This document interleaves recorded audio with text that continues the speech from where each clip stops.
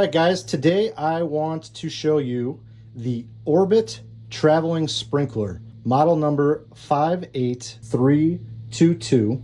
Now, I don't know if you've ever seen pictures of this thing, but I had previously, and I kind of thought that it was just a novelty sprinkler. I didn't know that it moved. I didn't know that it was as big as it is. And I was shocked when I started looking into it. And so I ordered one because I wanted to see what it was all about. And I think it might solve a problem of mine. So this is the box that it came in. See the model number down here, barcodes everywhere. Can't show those. But look how big this box is.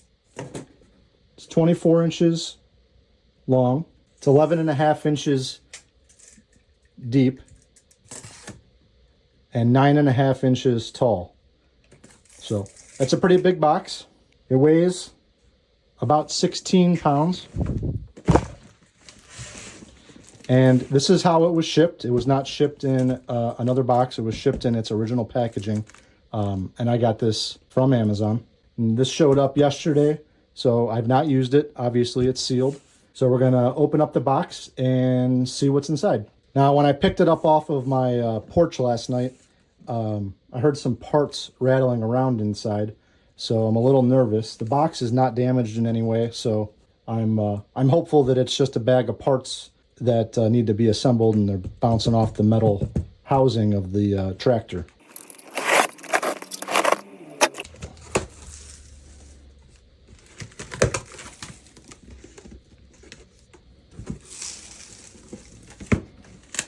All right. Well, I like the look of the packaging. It looks pretty solid. Looks like it would be well protected in shipping. So we got this piece of cardboard that wedges around the tractor.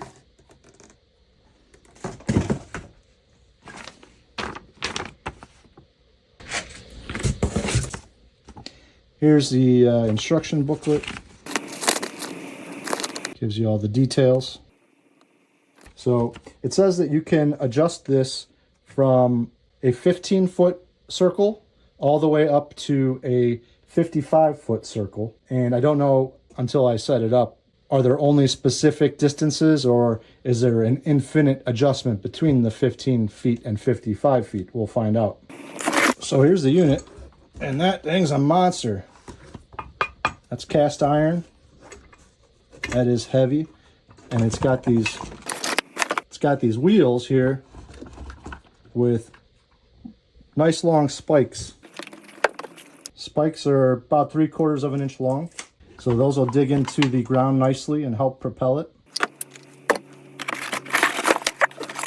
This is a piece of plastic. It's not metal. This is the automatic shutoff. So it's got a stake on the bottom.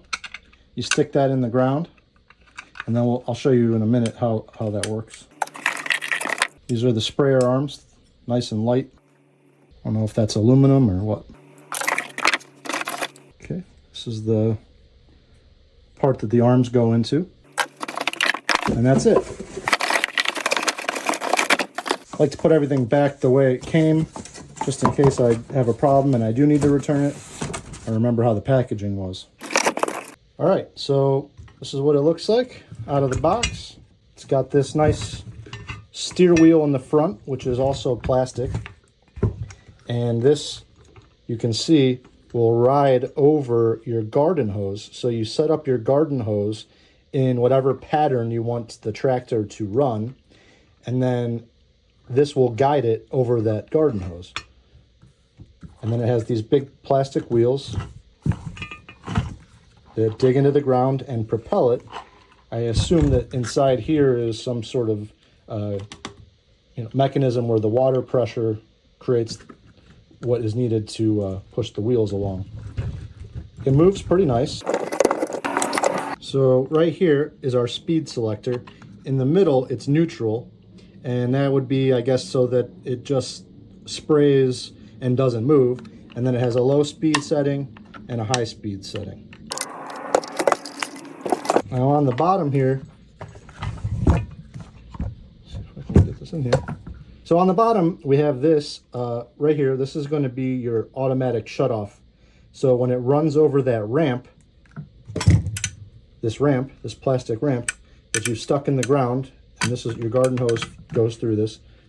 So then the wheel of the tractor will go up over this, and this will come in and land on here, and it will push this down, and that will shut the water off and it'll stop moving. So in the back here, we've got the garden hose connection, and it looks like it's made of brass, which is nice. It's going to hold up a lot longer than plastic would, and it's not going to rust. It's got a screen and washer combo. I don't want to dig that out. I don't want to potentially ruin it. But if you've ever used water, if you've ever used a water supply for a sprinkler that wasn't like city water, you know, sometimes depending on where it's from, it might have stuff in it, and you know, you don't want to plug up the ends of the sprinkler. You know, it's a pain to get out. You got to use some kind of cleaner, or air compressor or something like that, and this will just help prolong the life of the sprinkler. Now this body is plastic, so everything you see in this green color is cast iron.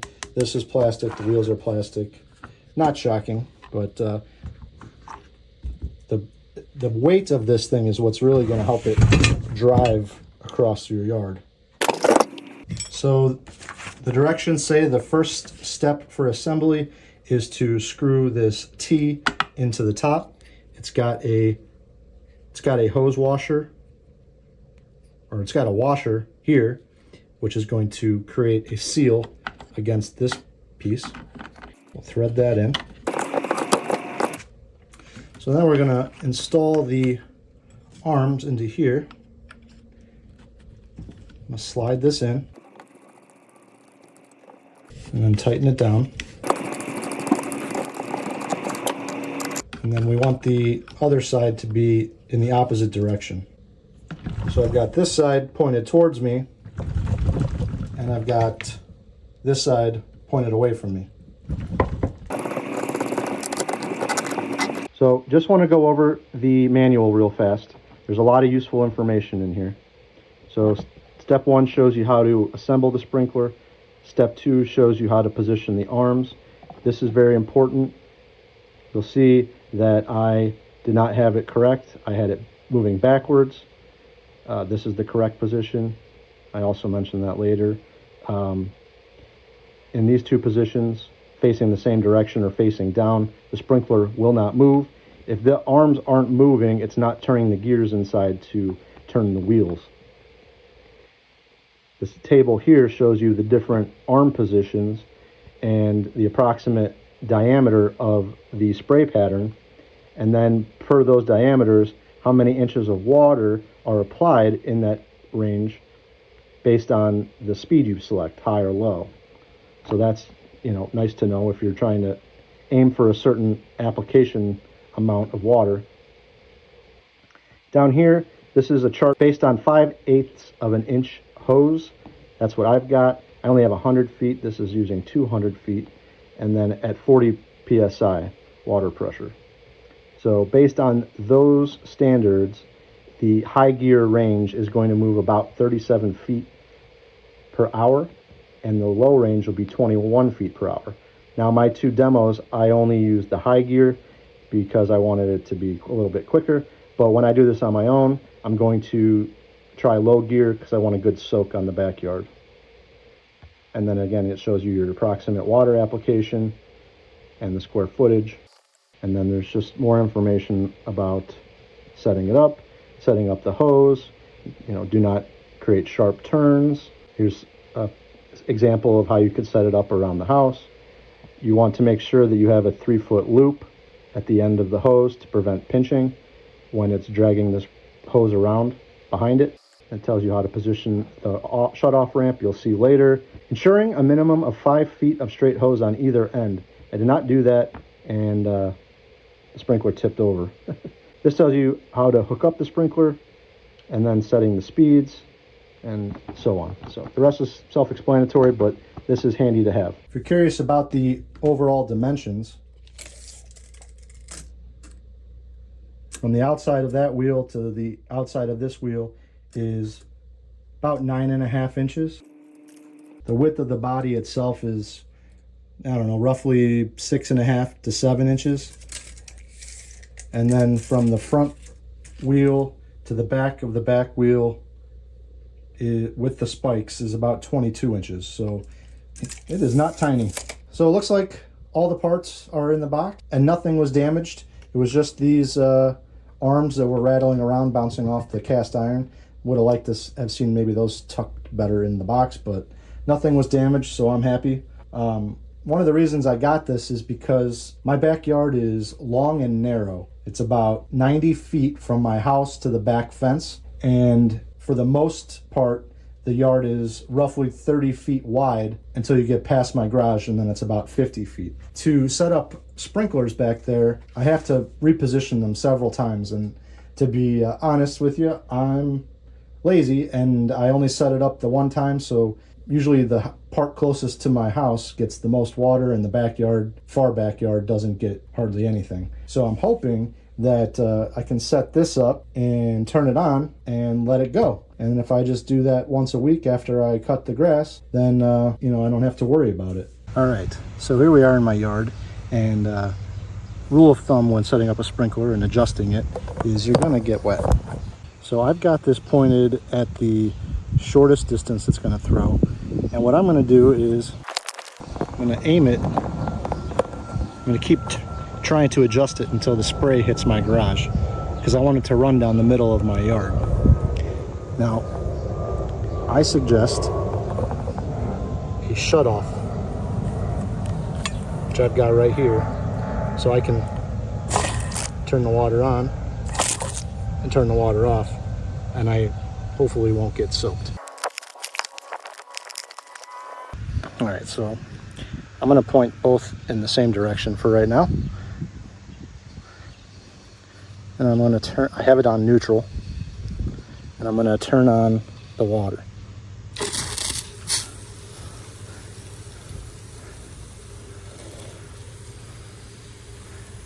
And so right there it hits my garage.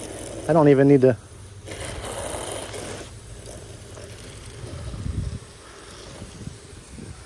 see how it's hitting my garage. Let me get the tape measure and see how far away that is. So from the tip of the nozzle right here to my garage is 14 feet. So I've got it angled about as, I guess I could even go lower. You could shoot it lower if you needed to. I'm going to turn it back on. I want it to go that far. And it's going to throw water when it's spinning. Now if you wanted to shoot it further, you just twist this up and it goes considerably further. And that's how you'd hit your 55 feet. Now, if you have it like I do, where this nozzle and this nozzle are both pointed in the same direction, it's not doing anything. To counteract each other, don't do that. For them to spin, they have to be in opposite directions. Now there's a lot of pressure there. So what I'm going to do is I'm going to turn this off, and I'm going to turn it on from a distance so I don't get soaked.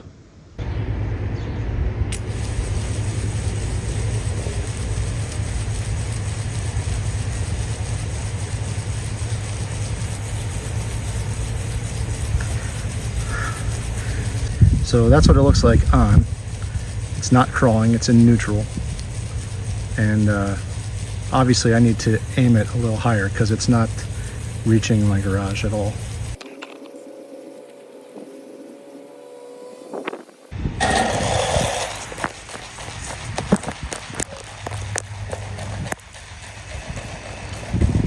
All right, now I've adjusted it a little bit, and that's a little bit too high.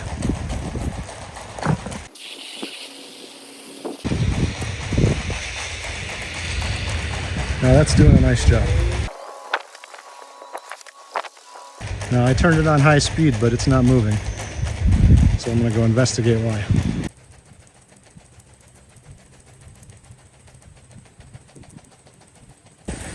Can you see it moving? That's in high speed. It moves about, according to the manual, 37 feet per hour. see which direction I've got the nozzles pointed. If they're pointed the opposite way, it'll go in reverse. So the left side needs to point at you and the right side needs to point away from you. All right, I've got my hose set up down the middle of my backyard. Got the shut-off ramp right here. Got a nice little turn in the back and it comes behind my garage. Here I got it started. Got the wheels on the hose. Got it connected. Now I'm just gonna turn it on.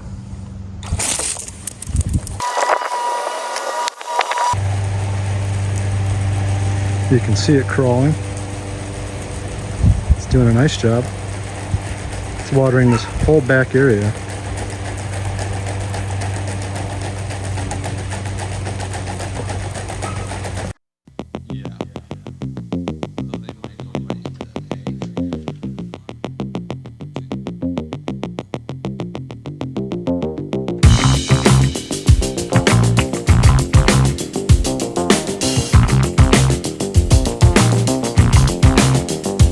As you can see, it fell over.